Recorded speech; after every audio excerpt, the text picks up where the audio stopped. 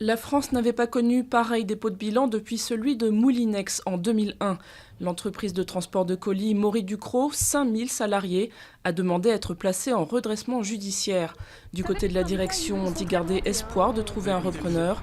Les syndicats, eux, sont moins optimistes. Ils parlent déjà de milliers d'emplois perdus et même d'un risque de liquidation. Au moins 45 morts dans l'écroulement du toit d'un supermarché près de Riga, la capitale lettonne. L'effondrement s'est produit jeudi soir en pleine heure d'affluence. C'est la pire catastrophe survenue dans ce pays balte depuis le retour à l'indépendance en 1991. Je me suis pris une porte. J'ai glissé dans ma baignoire. Je suis tombée à vélo. Ces femmes ont peur de se confier. Le gouvernement double ses moyens contre les violences faites aux femmes. Une campagne dans les médias et un plan de 66 millions d'euros, insistant notamment sur 2 points. Favoriser les plaintes et améliorer le recueil de preuves en cas de viol. En France, une femme meurt tous les 2 jours et demi, victime de son conjoint ou ex-conjoint.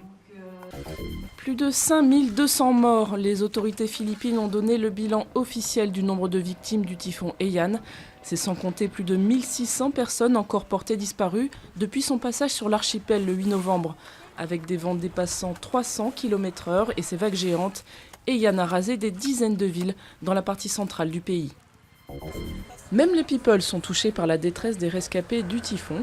Pour eux, David et Victoria Beckham ont eu une idée originale, donner à la Croix-Rouge anglaise des pièces de leur garde-robe afin de collecter des fonds. Succès immédiat. Dans cette antenne de Londres, on se croirait en pleine période de solde.